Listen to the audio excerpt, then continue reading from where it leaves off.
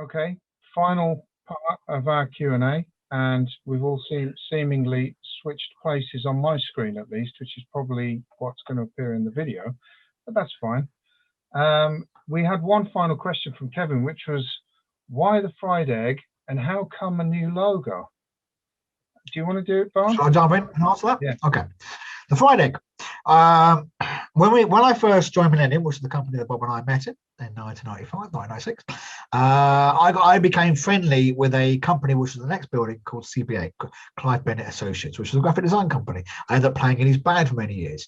And so when we left and formed Bob and Barn in 2001, we thought, you know what, we're going to be quite flashy here. We're going to have some lovely business cards. We're going to have nice compliment slips, headed note paper and everything else.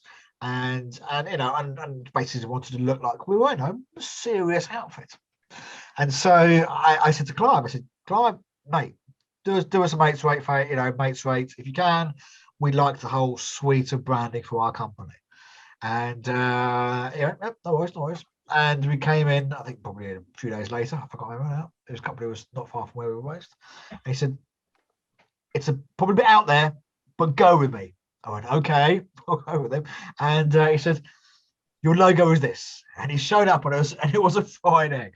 And I was like, okay, quite surprising. Now, anyone who knows me knows I love eggs. So for me, immediately it was perfect. Just completely, okay. I love eggs. I have eggs all the time. I absolutely adore them. But the reason he chose a fried egg is because Bob and Barn, B&B, bed and breakfast. What do people have for their bed and breakfast? A fried egg. Kevin is looking down now going, why did I not pick that one up? Why did I not guess that? It seems so obvious now that you tell me. But there we go. And it was brilliant. And in fact, we used it for years, and I was always a very big fan of it. It was wonderfully unique. Everyone remembered it, and we had some very amusing branding. Now, to be fair, I think we were quite juvenile in our approach towards it. When we had, I think Lee did our first. It must have been one of the websites Lee did for us. Which is Bob's mate from university, who runs a wonderful company called Headtake, is a fantastic web designer. He really went to town with the fried egg. We had a whole kind of, I think it was a playground area on our website where you had an egg on their face, or you had famous people who'd done very silly things, and you could simply just move the mouse around, click on their face, a sample of a fart will come up, and an egg splatting on their face. Nothing particular. They had eggs on their breasts. You had famous people who were there knockers out, and we just cover their nipples and replace them with our fried eggs. And then there was Blow Selector, which was an interesting selection, which is a whole other story, which I will tell at some point. I'm sure Alex would love to hear all about that. But that's a whole nother story to talk about. But anyway, with the whole tone of it was reasonably juvenile, and we quite liked it. It's in the music tone. In fact, one of the things some might call it unprofessional. Actually, well, not quite unprofessional. In fact, Bob's folks, I think you were in a cash and carry once. They said, and they found my mum saw the your mum, and she found those fried egg sweets, like kind of foam. There was a bit jelly with the egg bit, and she bought us a whole tub of it. And so we decided, so we started sending them out. This is obviously pre proper broadband and everything else. We were sending out showreels and on properly. So we had properly branded CDs with a big fried egg on the cover of it. We even had fried egg labels. Beautiful. And in fact, I mean, the one thing that was very good about it was that we got really in with a marketing guy called Philip Morley, fantastic copywriter, and an amazing view of the world in many ways.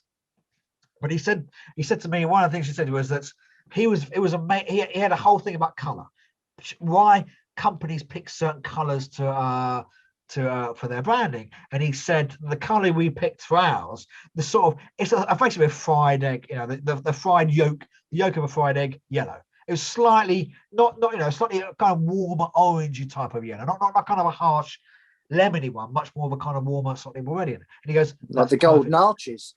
Yeah, effectively, because it was perfect, because he said that that colour fitted where you were personality-wise. Because it was like, I forget exactly how he described it, but he worked out, he had a whole colour chart and what color means in certain people and everything else. But he said the color you picked was totally perfect, the color you were. So we were very proud of it, and it was fabulous. And I think a lot of the reason why we just kind of stuck with it for a number of years is because for probably the first 10, yeah, maybe even more, majority of 90% of the work that we did was in games. All of it. And in fact, I'd done it for 10 or 11 years before, 6 of those with Bob. So we had spent the majority of 20 years in writing music, that point about 10 of which were Bob and Barn, just in games. We've done a couple of bits and bobs, but 95% of our work was in games. And we knew people. People knew us. We knew people. It felt like a family thing. I mean, I used to go to the trade shows in the early 90s, try and get work before I worked at Sony.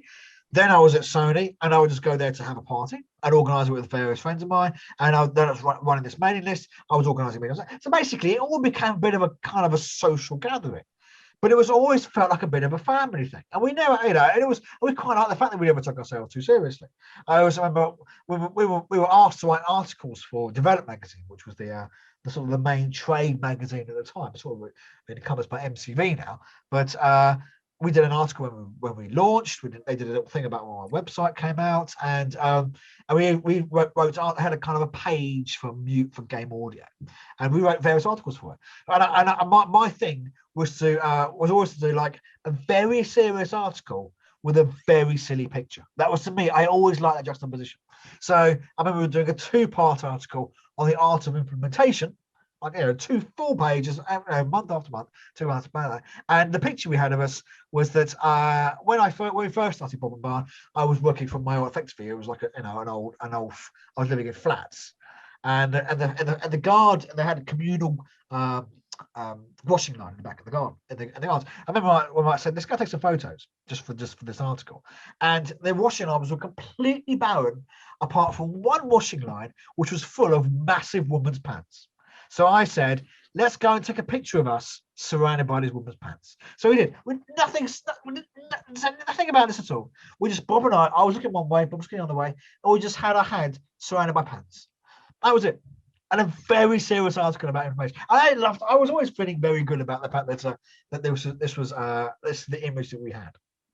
But the reason for the change is that the last sort of 10 or so years ago, we started getting a bit more work in film and TV. We started to open that door, and it was all, we quite again liked it, but we wanted to get work and kind of some serious stuff. And we were up against some very some people who've been doing this for many, many years.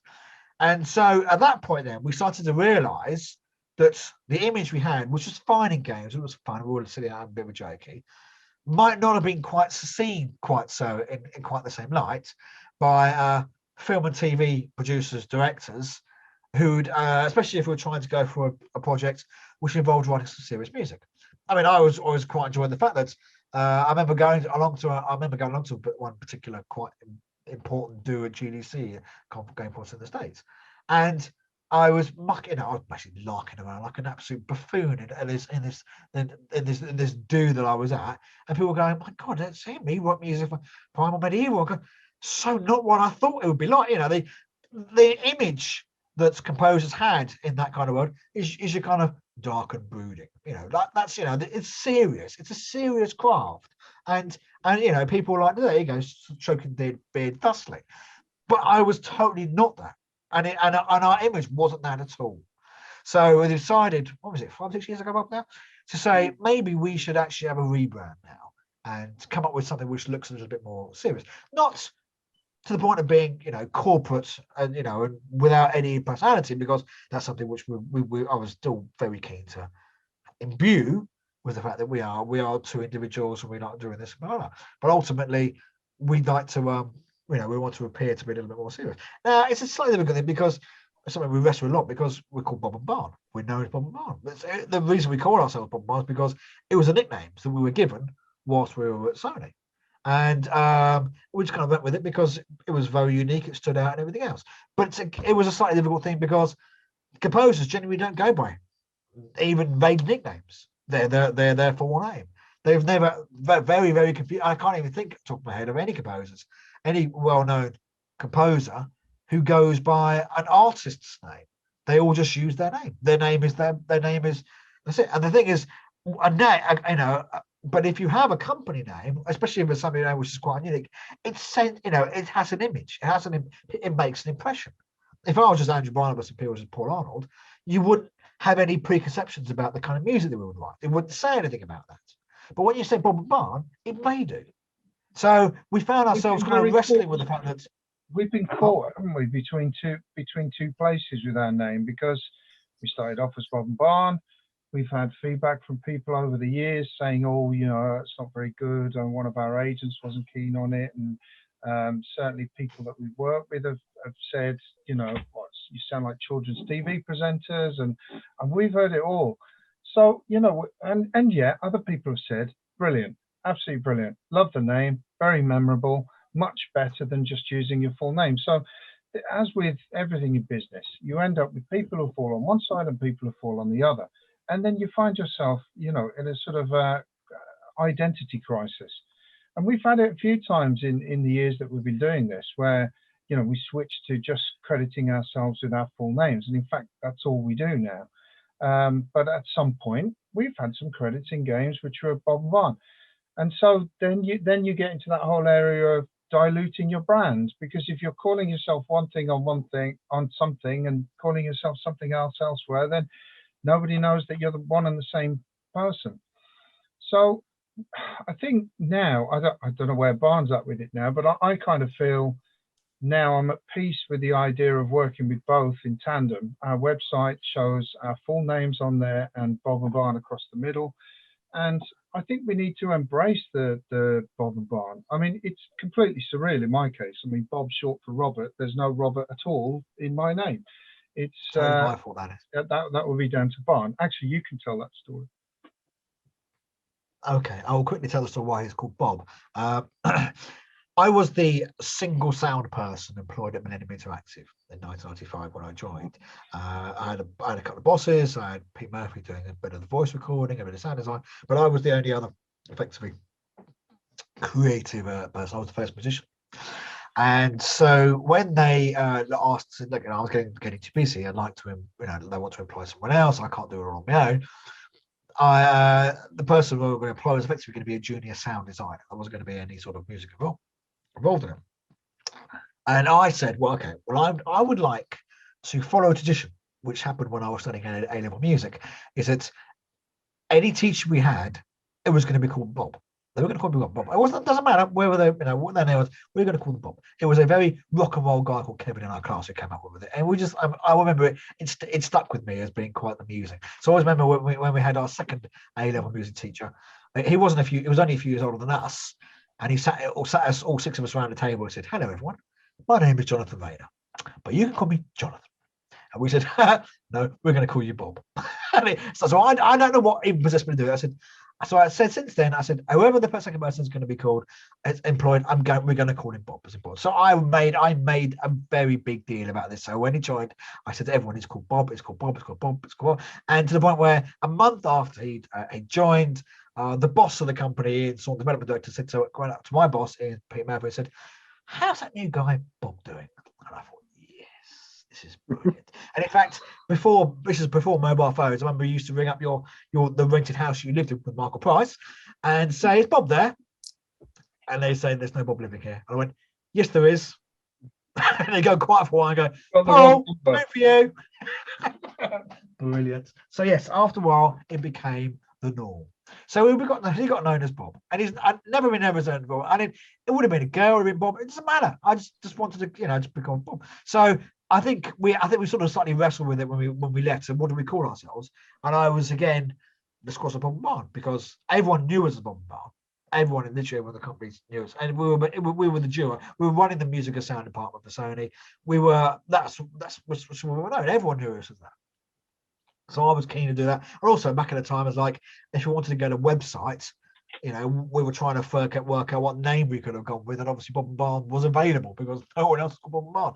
So it's all the things which I wanted to keep us, and I was very keen again to have this sort of slightly amusing image, but sort of went against it when we decided to start going to do more serious work in an industry which we weren't really known in. So that's the real reason why we're. One other reason for the change of logo is because we're not farmers. And somebody once said, "Well, why have you got a fried egg? Are you farmers?" And well, no, obviously not. But it was sort of a good point, well made, I guess. In the didn't really say anything about what we did. So now, okay, we've got this sort of. So we've got a rebrand for our company in St Ives, who are wonderful, very very innovative. They actually said to us, we sort of again had a long chat with them and said, what do you want to say here? What would you like to say? We said we're not corporate, we're not there, but we're music. We want to obviously have some kind of musical connection. So as you can see, the logo is a sort of a take on a treble clef. So it's a much more of a thing, but it also modernizing as well, because whereas in the past things were like lots of drop shadows and nothing else, you want to appear to be.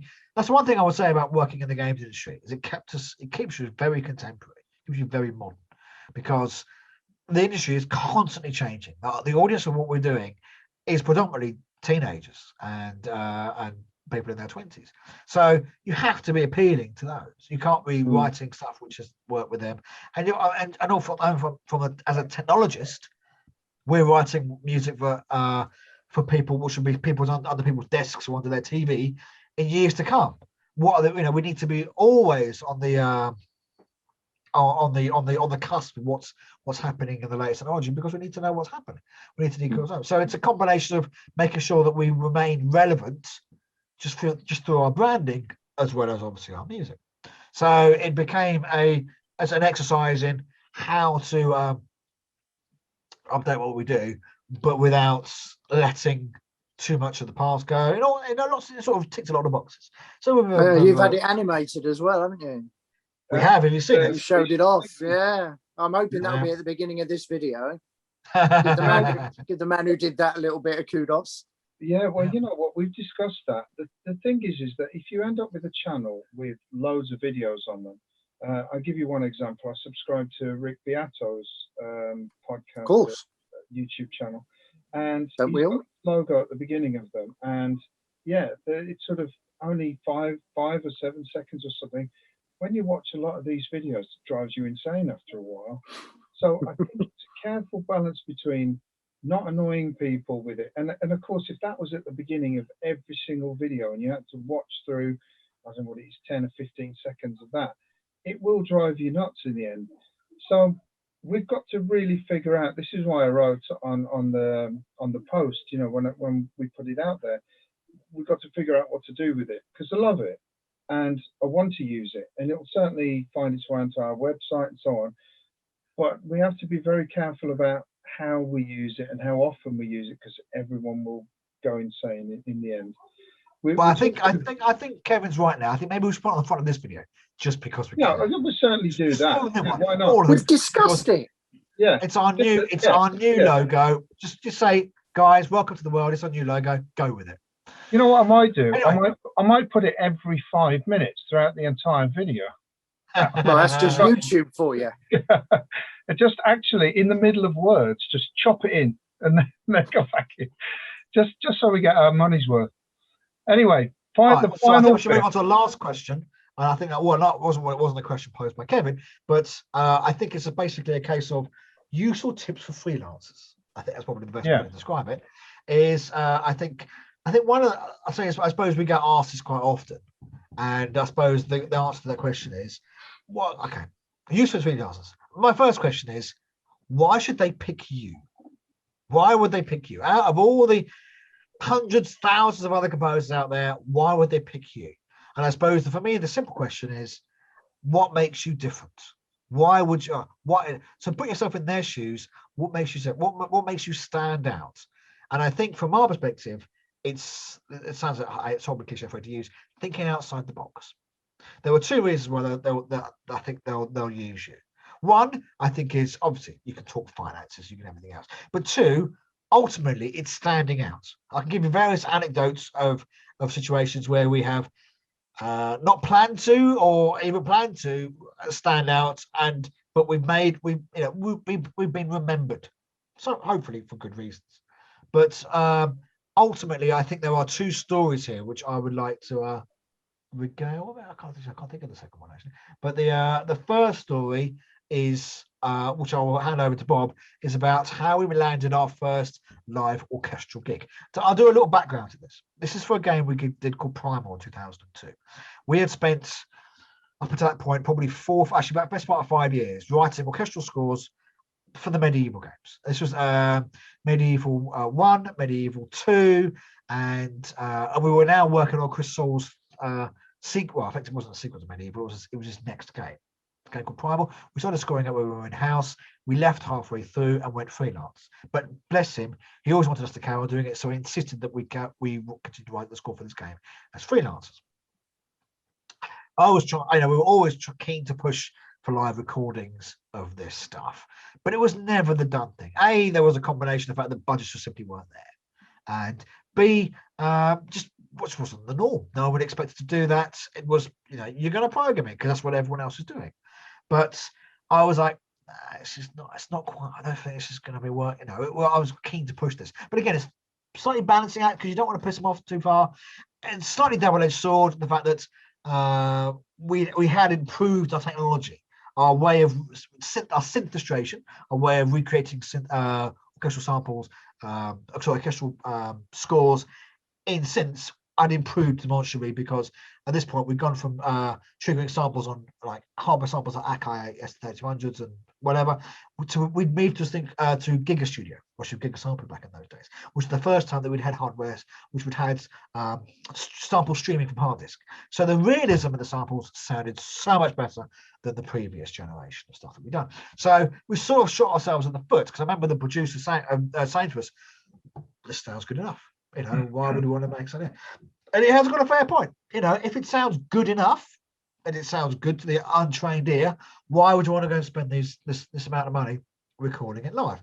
And I was thinking, what can we do to get our head around this? It's going to be a bit of a nightmare. The option is to, sit in effectively a very heated meeting room, a very hot, un-air conditioned meeting room, playing before and afters. Here's a synth version, here's a live version. Doesn't it sound so much better? That was all I could think of. But another option came its way. I will now hand over to Bob. Yeah, an opportunity reared its ugly head for us, which was brilliant. Again, Michael Price, my old housemate. At that point he'd gone to work with Michael Kamen, the film composer, and he was working as a kind of musical assistant. I don't know exactly what the job title was, but he was handling technical stuff that Michael Kamen wasn't really that familiar with, uploading samples to his sampler, that sort of thing, and helping him to organize his MIDI and his sessions so that when it got sent off to orchestrators and so on, it all sort of looked and sounded exactly as you'd imagine. Because Michael Kamen was very well known for just jamming to picture, not even to a click track. So he just liked to play along, and of course he'd hit things on the video and then wave his arms around and be delighted with what he'd done. And I mean, it was a very organic process, but it worked. I mean, he wrote some great scores that way. So Michael Price's job was to take that music and then make it all work with bar lines and beats and things, so that the orchestrators can make sense of it. So it was a big job. He did that for a few years and went on to Music Edit at Abbey Road, and that was the connection, because he got to know a lot of the people in Abbey Road, a lot of the engineers, and he was music editing, would you believe, Lord of the Rings, all of them. And the last music editing gig he did was Children of Men, and then he decided that he was going to focus more heavily on composition, and that does not seem to have backfired in any way, shape or form, because he's gone from strength to strength. He's excellent at what he does, and he's a lovely guy. But anyway, back to it. He's well connected at Abbey Road. He's scoring his first feature film, which never saw the light of day as far as I know. It's called Ashes and Sand, and I don't think it ever got a distribution deal, so never got released.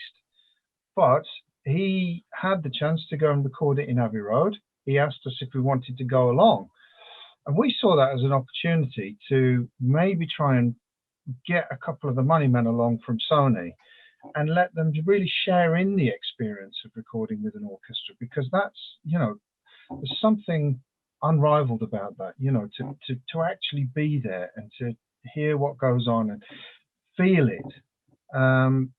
It was just a step further than than sitting in a room and trying to play the before and afters, as Barnard suggested. So we went along. We took Phil Harrison and Rob Parkin. Phil Harrison was the vice president at the time of Sony Computer Entertainment Europe. He cleared his diary for the day and came along.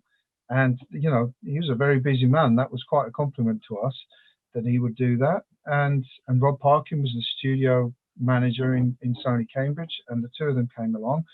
And you could see, you know, it had an impact on them. They were impressed. And after, I don't know, maybe 30 minutes or so standing there and just listening and absorbing all of that, Phil said, let's go in the bar and talk numbers. And luckily, you know, Barn had done all of his homework. He'd gone online. He'd found James Fitzpatrick, who is the fixer in Prague. Of all the sessions we've ever had fixed in Prague have all been done through him. Tadlow Music, and again, quite local to us. You know, sort of within half an hour or so of our front door, we could go meet him. So we talked to him, got some numbers, and really knew what we were talking about. So when that conversation came around in the bar at Abbey Road, Barn was armed with all the facts and figures. So we knew what it would cost to do it there. It was never going to be done there. You know, the kinds of money that were involved are 4 or 5 times higher than doing it in Prague. Such a big difference. But having those numbers in Prague made a massive difference because we sort of put them forward. That said, they still took 5 weeks, I think, to decide, leaving us only something like 5 weeks to score the entire game, which was insane. And I remember we were working around the clock, morning, afternoons, and evenings for 5 weeks, pretty much. We gave ourselves Saturday evenings off, and I can't remember. Did we worked Sundays as well, didn't we?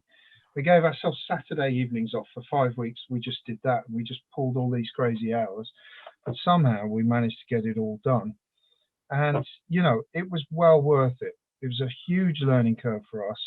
We were introduced to our orchestrator, our professional dad, Nick Rain, and he's orchestrated most of our stuff from since then. And he's brilliant. He's such a safe pair of hands. You don't really have any problems in the session with notes being wrong or whatever. And that's what you really need, that level of trust. And so we sort of, our little team emerged, if you like. A lot of it was through James. James introduced us to Nick, introduced us to Gareth, who edits for us, and our little team emerged from that. And it's something we've been repeating ever since, and it's been absolutely brilliant. But kind of weirdly, all came out of that one opportunity at Abbey Road. And I'm not even sure that we expected it to have quite the impact on them that it did. That it went from a almost definite no to a probably yes in half an hour. And never expected that. Never expected it. I think as I was saying in the previous video, that so much of what we do is nothing actually. It's about the ability to write music. The assumption is that everyone contacting you, if you're a budding director or whatever, can do the job. But the question is, how, what can you offer? What makes you stand out? Some people stand out because they just happen to have scored something which the director or producer loves and they know it, and so they get hired because of that. We've had that a couple of times, but more often than not, it's you're in the melting pot with a few other people. But then the question is, it's like, how do I make myself stand out by doing something which is, and I'll give you one other example. It was a film we did called Amsterdam, which was about 6-7 years ago now.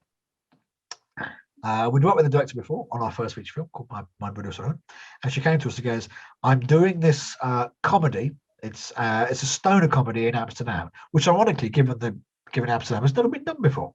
And but it's it's a retelling of Jack and the Beanstalk, but through Amsterdam coffee shops. So it's a stoner comedy, but with a whole fairy tale angle. It's got Jack, it's got a beanstalk, it's got everything else. It's actually a greenstalk technically, and it's hilarious. It's genuinely laugh out loud funny film. It was Howard Marks's last film. It was directed by 2 guys called the Lennox brothers. But cut a long story short, where we're going to they'd been shot in Hollywood. They basically they went over and got properly wined and dined. They got offered all this lovely money and say we want to go make a film, have some money, but then they basically end up squandering a lot of money on stuff they didn't need. Then our producer came and got involved, and they said, well, you've got about a third of what you started off with. We've got to somehow make this film. So came back to the UK, and they said, and she said to us, I don't even know why she decided to pick us, but we thought we might get on with them. And so when I met them, looked at the script, we both thought the script was properly hilarious, and we'd seen some of the footage they already filmed, and we were like, this is brilliant. But they said, bottom line is, we've got no money. We've got very, very little money. We can afford to pay you for your time, but other than that, we've got nothing else we can do. And I said, well, you're making a Disney fairy tale. Ultimately, that's what you're trying to do here. It needs to be Disney. It needs to have that timeless, magical appeal that Disney does so well. It needs to not be. And I've long believed that if the production value of the music, i.e., it's programmed rather than being live, is on something, it will it immediately lowers the perceived production value of everything attached to. If it looks brilliant, but it's got cheap sounding music, the overall effect will be cheapened as a result of this. And in the same way the other goes all the way around. If it doesn't look particularly expensive, but it sounds amazing, it will actually look better as a result of it. It's one of those weird dynamics in life that music is, because we hear so 6 times better than we see, and music is something which we've all experienced a lot of in our life. We just know what sounds good and what sounds bad intrinsically. It's part of our DNA. And so I've long since said you will always do a disservice to picture if you have something which doesn't sound as good just on a production value level than the rest of it. It's going to just do a service. So I said, it needs to be recorded by an orchestra. We can't do this any other way. So let's again, how do we go about change? What can we do here? And I forget exactly when the idea sparked came to us head, but actually we said, the good thing about this is an independent film. It's not being owned by a studio, therefore the music rights are potentially up for grabs. So I said, okay, let's work this out in another way. If we can offer the rights to the music to someone else, if they can own it after the fact, which we're happy to let go, then if they fund the recording of it, would that work for you? And they were like, that's fine. So effectively, we put together a proposal which said that we've been commissioned to write the score.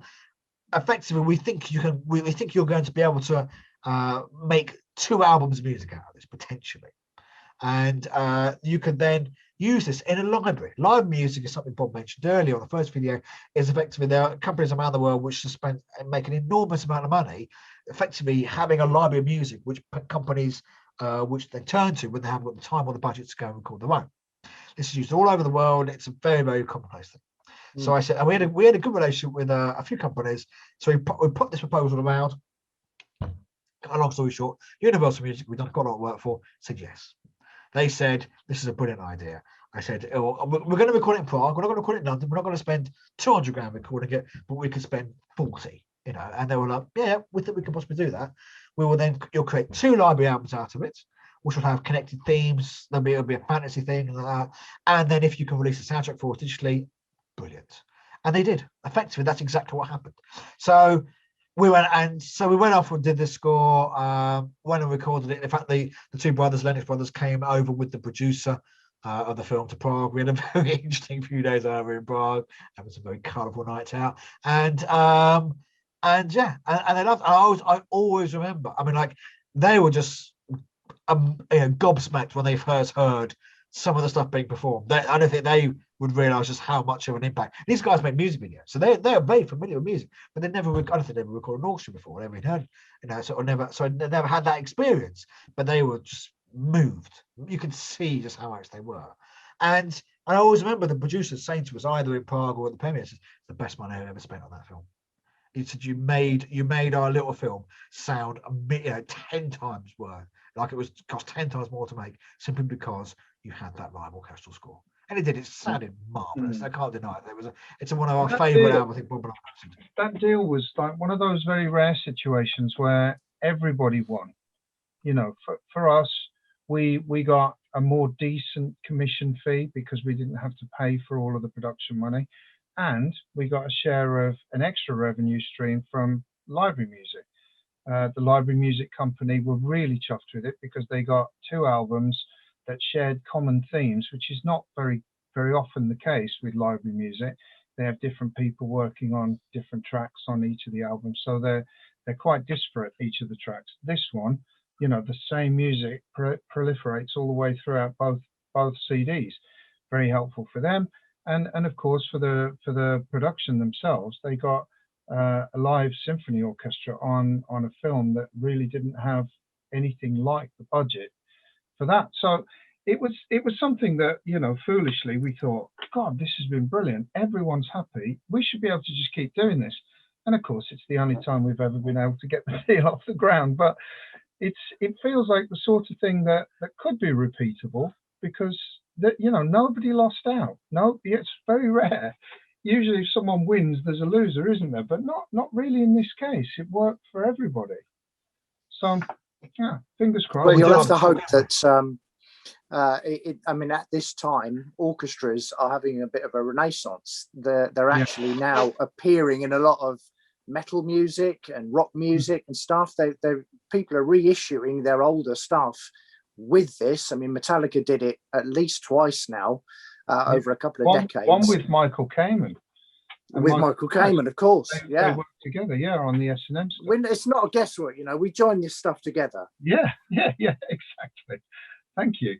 You set them up, we knock them down. That's the one. Well, we've got 2 minutes left. Is there any other final comments? We'd like to talk, don't we? That's an hour. And come on, we talk about. It was going to be an hour. It's gone on forever. Sorry about that. Probably need. No, that's all right. It's fine. No, it means I don't have to cook the tea. Oh, good. We should probably wrap it up there. But again, we'll do it again in another month's time, and we'll aim for the next one will be on the 8th of April. Nice. 2 p.m. Okay. And, we'll aim to do an hour. We'll probably do 4. But, you know, there we go. Well, you get your editing suite out and chop it down to all the important stuff. Exactly. Have a think about any questions as well. I mean, your questions both times now have been brilliant, because it's given us lots to talk about. And I've got a stack of them. Don't worry. Yeah.